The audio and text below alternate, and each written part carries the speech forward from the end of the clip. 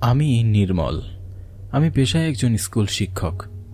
এখানকার একটা ভাড়া বাড়িতে থেকেই শিক্ষকতা করি। আমার প্রতিদিনের রুটিন হল বিকেলবেলা হরি কাকুর চায়ের দোকানে বসে এক কাপ চা পান করা। গ্রামের ঠিক শেষ মাথায় হরি কাকুর চায়ের দোকান। মামা, এক কাপ চা দিয়েন তো। আপনি বসুন, দিচ্ছি। কিছুক্ষণ পর চাওয়ালা চা নিয়ে আসলেন। মামা, এই নেন আপনার চা। আমি হাত বাড়িয়ে চাটা নিতেই উনি বললেন, চিনি লাগলে বলবেন কিন্তু মামা। আমি চায়ে মুখ দিতে দিতে মাথা উঠিয়ে বললাম, ঠিক আছে মামা, লাগবে না। চা পান করা শেষে দোকানদারকে টাকা দিয়ে বাড়ির উদ্দেশ্যে হাঁটতে থাকলাম। প্রায় সন্ধ্যা হয়ে গেছে। এখান থেকে বাসা প্রায় 30 মিনিটের পথ। রাস্তার পাশেই সেই পুরনো বটগাছ আর সেই শ্মশান ঘাটের কথা মনে পড়তেই মনের ভেতর একটা ভয় ভয় করতে লাগলো। অনেকজন অনেক কথাই বলে এটা সম্পর্কে, তবে আমি কোনোদিন কিছুই দেখিনি, আর এইসব কথায় আমি তেমন একটা বিশ্বাসও করি না। হাঁটতে হাঁটতে চলে আসলাম সেই বটগাছটির কাছে।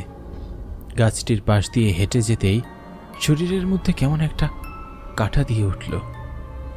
হঠাৎ মনে হলো বটগাছ থেকে আমার নাম ধরে কেউ ডাকছে, নির্মল। মনের ভুল মনে করে হাঁটতে থাকলাম। বেশ কিছু দূর যেতেই সেই শ্মশান ঘাট সামনে পড়ল। আমি দ্রুত পা চালাতে থাকলাম। হঠাৎ সামনে দিয়ে বিড়ালের মতো কিছু একটা পার হলো। আমি একটু ভয় পেয়ে গেলাম, কিন্তু মনে সাহস রেখে পা চালাতে থাকলাম। হঠাৎ শ্মশানের দিকটা নজর পড়তেই আবছা আলোয় দেখলাম একটা মরা পড়ে আছে চিতার উপর। আশ্চর্য, আশেপাশে তো কেউ নেই, তাহলে একা একা মরা পড়ছে কি করে? এই দৃশ্য দেখে আমার শরীরের মধ্যে কাঁটা দিয়ে উঠল। আমি তাড়াতাড়ি হাঁটতে শুরু করলাম। হঠাৎ মনে হলো আমার পিছন পিছন কেউ আসছে। পিছনে তাকাতে গিয়ে হঠাৎ ছোটবেলার কথা মনে পড়ে গেল। বড়রা বলতো এমন পরিস্থিতিতে পিছনে তাকাতে নেই। তাই আর দেরি না করে সামনের দিকে হাঁটতে লাগলাম। হাঁটতে হাঁটতে বাড়ি চলে আসলাম। আমি যেন নতুন করে আবার প্রাণ ফিরে পেলাম। আমি বাড়িতে ঢুকে হাত মুখ ধুয়ে নিলাম। তখন যা ঘটেছে তা মনের ভুল মনে করে নিজের কাজে মন দিলাম।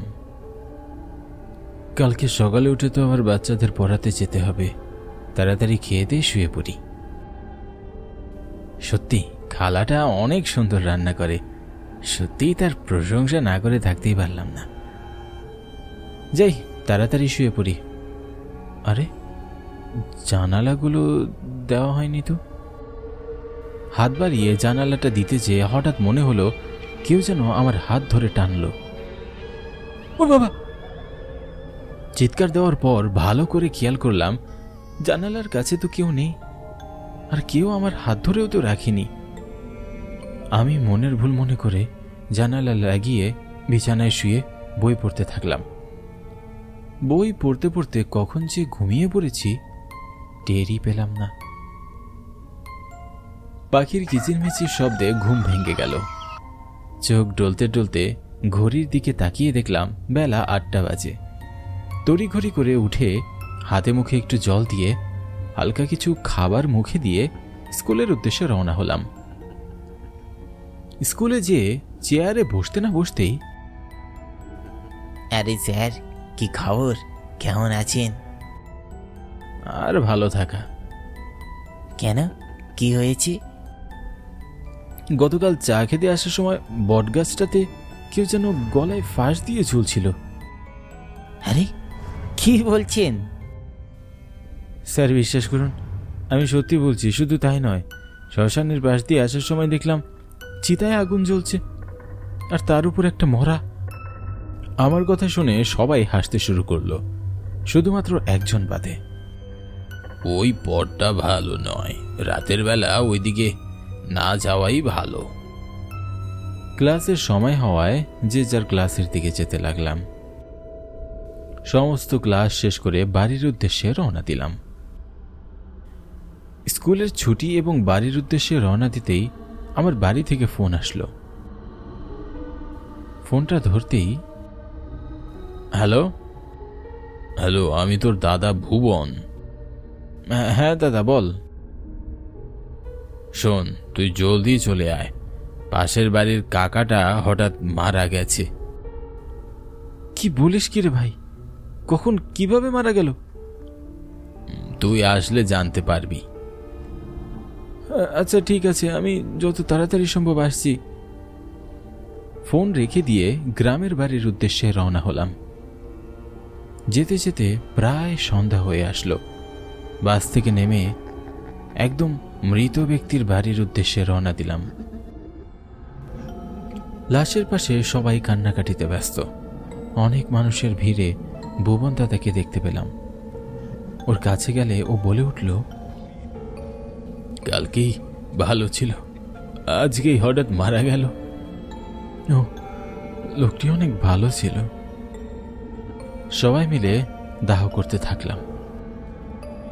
শেষ কার্য সম্পন্ন করতে করতে সন্ধ্যা ঘনিয়ে প্রায় রাত হয়ে আসলো। আমি তড়িঘড়ি করে আবার কাঞ্চনপুরের উদ্দেশ্যে রওনা দিলাম, যেখানে আমি শিক্ষকতা করি। অন্ধকারে বাস চলছে তার আপন গতিতে। শরীর অনেক ক্লান্ত হওয়ায় মাথাটা সিটের সাথে লাগালাম। বাসের সুপারভাইজারের ডাকে ঘুম ভাঙল। ও মামা, নামবেন না? হ্যাঁ হ্যাঁ। বাস থেকে নেমে গেলাম। এত রাতে আর ভ্যান রিক্সায় কিছুই পাওয়া যাবে না। এতটা পথ এখন হেঁটে যেতে হবে। আরে, চায়ের দোকান তো বন্ধ। আজ আর চাটাও খাওয়া হলো না। গরমে এত তাড়াতাড়ি যে কেন চায়ের দোকান বন্ধ করে দেয়, আর কেনই বা করবে না? সারাদিন অনেক খাটাখাটনির পর কারই বা ভালো লাগে। একা একা বকবক করতে করতে সেই পুরনো বটগাছটার কাছে চলে আসলাম। কালকের কথা মনে করতেই গায়ের ভিতরে কাঁটা দিয়ে উঠল। বটগাছটার দিকে চোখ পড়তেই দেখলাম কে যেন গলায় দড়ি দিয়ে ঝুলছে। আরে, ফাঁস দিল কে? লোকটা তো মারা যাবে। লোকটাকে বাজানোর উদ্দেশ্যে এক ধাপ দু ধাপ করে তার সামনে এগোতে থাকলাম। কাছে যেতেই লোকটি ভয়ঙ্কর ভাবে আমার দিকে তাকালো। লোকটির চোখ ছিল লাল, জিহ্বা ঝুলে আছে, মুখ দিয়ে লালা ঝরছে। আমি আর এক মুহূর্ত দাঁড়ালাম না, দিলাম এক ছুট। দৌড়াতে দৌড়াতে অনেক দূরে চলে এসে হাঁপাতে থাকলাম। হঠাৎ খেয়াল করলাম আমি সেই শ্মশানটির পাশে দাঁড়িয়ে। মনের মধ্যে আবারও ভয় শুরু হলো। হঠাৎ খেয়াল করলাম শ্মশানে চিতার উপর লাশ জ্বলছে। আমি মনে সাহস রেখে লাশটির কাছে গেলাম। গিয়ে যা দেখলাম তা দেখে আবার শরীরে ঘাম ঝরতে শুরু করলো। আরে, এটা তো বটগাছের ওই লোকটি যে গলায় দড়ি দিয়ে ঝুলছিল। আমি দৌড়ানোর চেষ্টা করতেই মনে হলো কে যেন আমার পা ধরে রেখেছে। চিৎকার করতে যেও পারলাম না। হঠাৎ লাশটি উঠে বসল, আমার হাত চেপে ধরে বিশ্রীভাবে হেসে বলল, কে রে, আজ থেকে কে বাঁচাবে? আমি চিৎকার দিয়ে জ্ঞান হারালাম। যখন জ্ঞান ফিরল তখন দেখলাম স্কুলের দপ্তরি কাকার বাড়িতে আমি বিছানায় শুয়ে আছি। চোখ খুলতেই তিনি বললেন, আমি আর আমার ছেলে এক আত্মীয়র শ্রাদ্ধ খেতে গেছিলাম। আসার পথে দেখলাম আপনি ওখানে পড়ে আছেন। আমি তখন তাদের সমস্ত ঘটনা খুলে বললাম। তখন তিনি বললেন,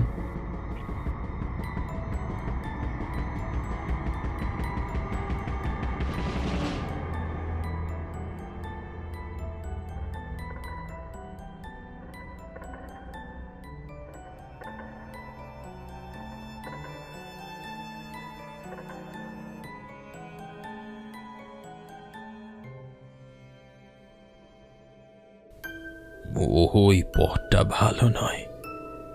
কোনোদিন আর রাতের বেলা একা একা ওই পথ দিয়ে আসবেন না বাবু। আমি আর কোনোদিন রাতের বেলা ওই পথ দিয়ে যাতায়াত করিনি।